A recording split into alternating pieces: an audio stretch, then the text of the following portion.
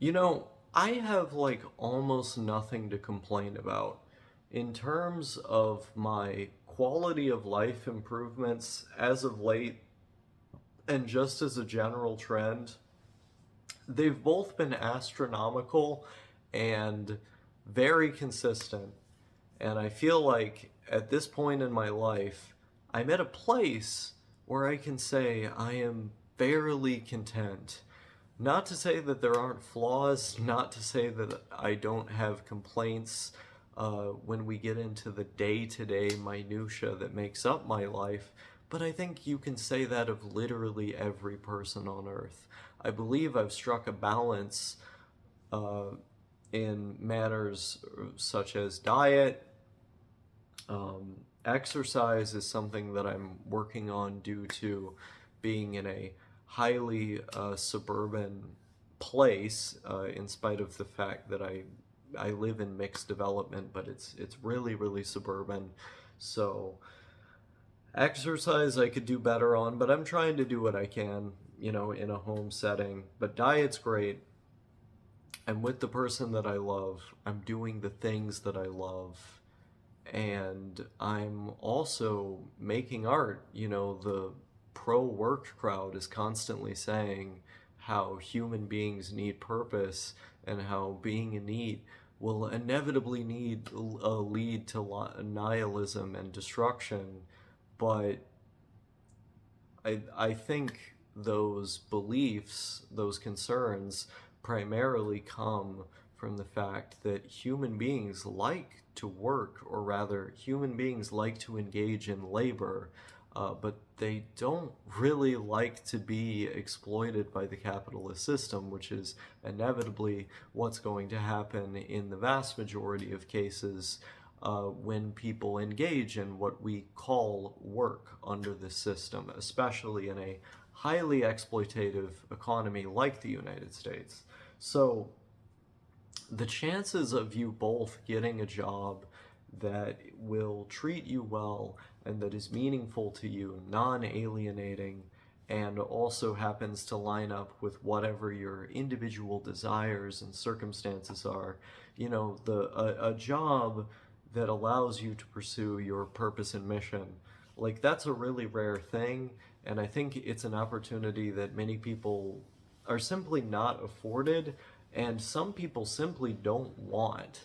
Like me in particular, I do have greater aspirations for this world, but my greater aspirations for this world lie in making better art, in becoming a better writer, in enhancing my knowledge, learning new things, meeting new people, going to new places, thereby increasing my overall wisdom and worldliness. These things are all things that one does not have to do while having a job. There are many laborious tasks that we can do, or hard fun, as I like to call it, that we can engage in that don't require having a wage labor job, where most of the wage that you should be getting is going to a series of middlemen who do very little work of their own.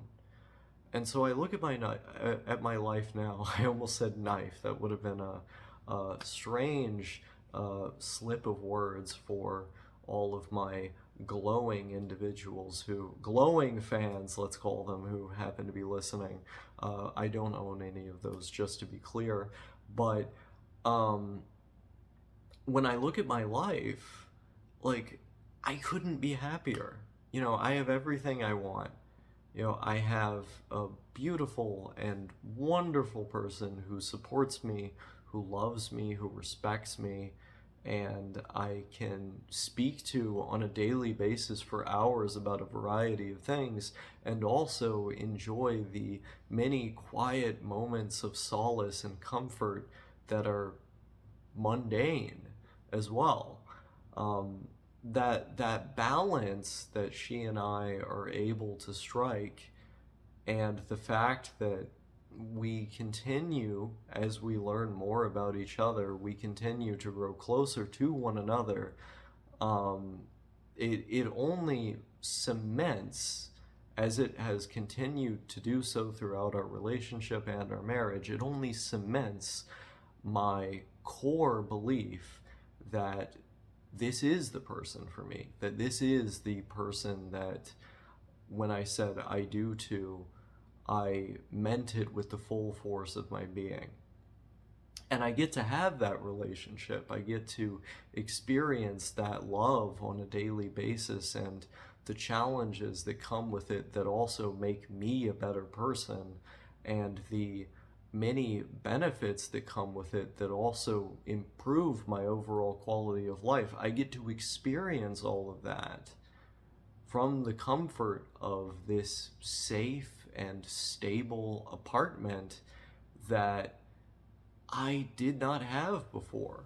You know, I was living in this house that was falling apart, where I didn't even have my own room, where I was basically trapped by my father, who is a severe drug addict and borderline, if not outright mental case, you know, talking about how he's God, talking about how he believes that he's died and gone to hell and was reincarnated and that he's in hell now, and that he would literally write the sun is trying to kill us on the wall in the living room in big bold letters to, I don't know, make a point to his family.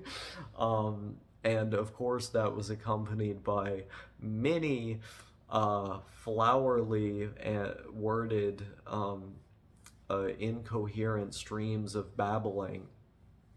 And when you deal with that on a regular basis, in tandem with the ex-cons and riffraff that were coming in and out of the unlocked door, not just on a daily basis, but multiple times per day, and when you'd have, you know, 5, 6 different people on these illicit substances who clearly have mental disorders, clearly have psychotic disorders, clearly are chronically unhoused, clearly have violent criminal backgrounds, or not just clearly, but empirically have violent criminal backgrounds. When those people are effectively invading a home that is inhabited by me, or that was inhabited by me, as well as a minor child, both of whom were surrounded by trash due to the unfortunate circumstance of even having to be in the presence of these people. You know, it created this like firestorm situation where I was just like ready to kill myself. I tried to kill myself. You know, I was like, how is this ever going to get any better for me? It can't. And even when I was given opportunities to pull myself up by my bootstraps, so to say, I ended up falling apart because of the sheer strength of the trauma of having been around those people for so long, of having been abused by those people for so long.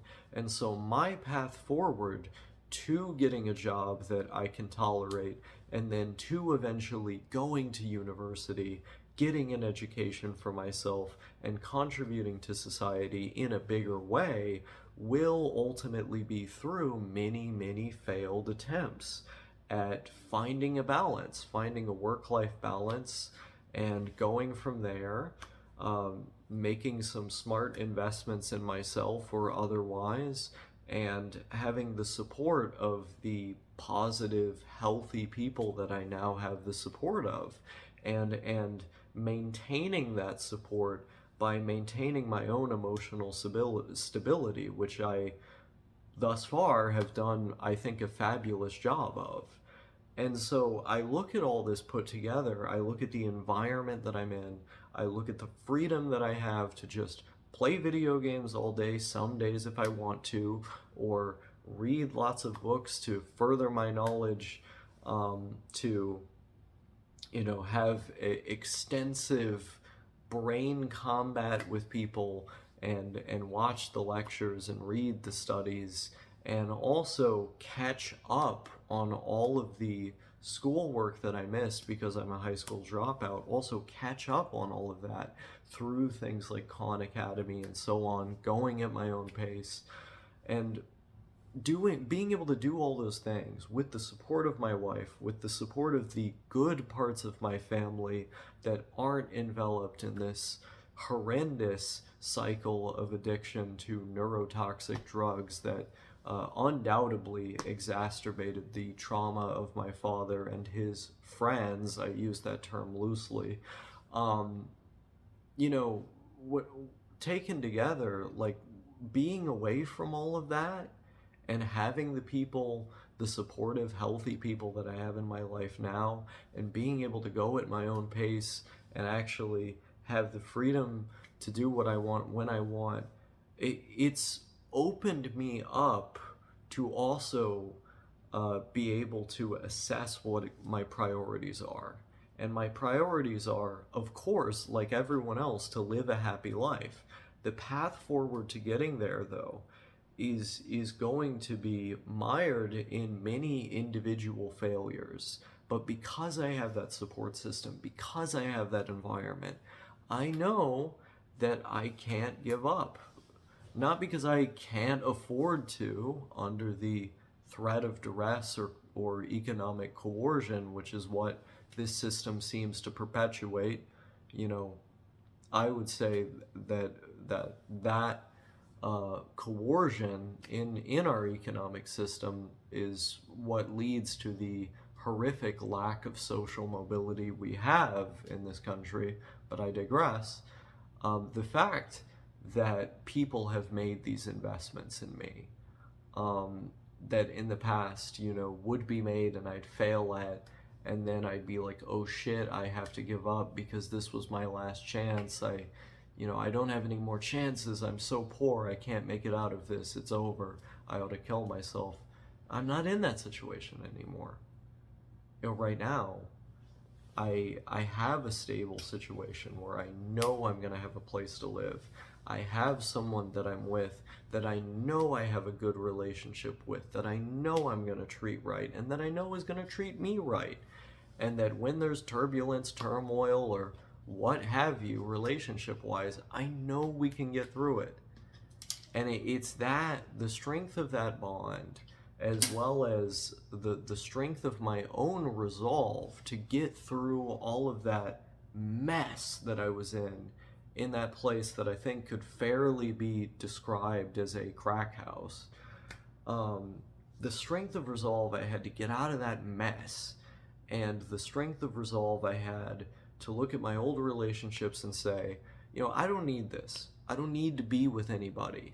I can just kind of do my own thing and be with myself for a while. Magically, someone just comes on my doorstep and is like, hey, why don't we give this a try? And little did I know, that person would become the love of my life and also my rock and support me through the last stages of the most tumultuous period of my life, which was living in that deeply unstable crack house. And now here I am. I'm living in a stable environment where the rent is not too damn high. It's actually fairly reasonable, where I can afford to eat, where I can engage in my hobbies, where I have the drive and motivation to study. I can go at my own pace. I know that, the next jobs that I have are definitely going to result in failure, at least some of them.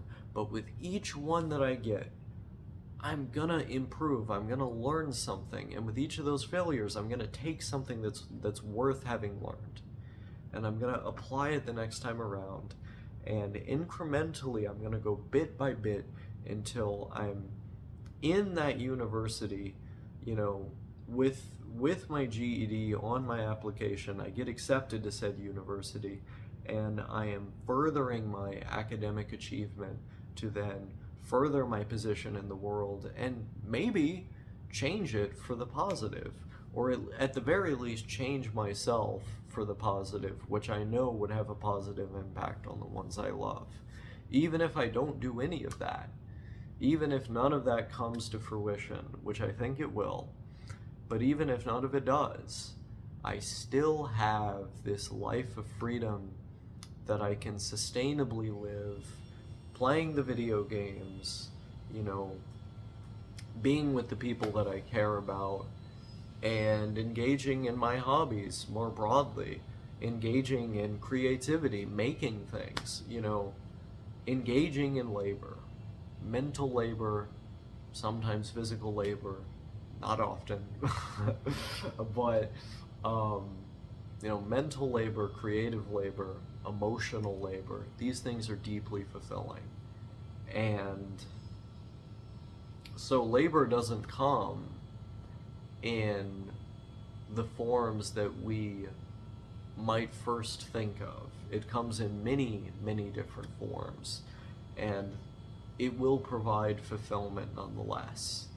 And if I do find myself stagnant and wondering, you know, where do I go? What do I do next? I believe that I will have the ability to pull myself back, rationally assess those feelings, and decide, you know, should I utilize this to go in a different direction? And if I do in fact do that, will it have a detrimental impact on home base? Because you've always got to have home base. You know, what I have right now is home base. It's a place I can always go back to, no matter how many times I fail, no matter what happens. I've got this stable situation that I've ironed out, and that is here for me to come back to. And so I can fail as much as humanly possible, and damn right I'm going to learn from those failures, just as I have throughout the course of this YouTube channel, however many years it's been now, what, 8? You know, just as I have with each and every job I've had. Each time I've had a job, it's been less painful than the last. It's been less of a strain on my mental health than the last. And so it stands to reason then that with each following job, even if it results in a firing, even if I leave voluntarily, I'm gonna take something from it that I learned. And I'm gonna utilize that in the future. And that is all building up incrementally to this future where I am walking down those university steps with something that will positively impact my life for the rest of my life. And that word, my, does not simply apply to me. After I got married, it also applies to we. And so, in that sense, it's more of an our type of deal. And that is one hell of a motivating factor, if I do say so myself.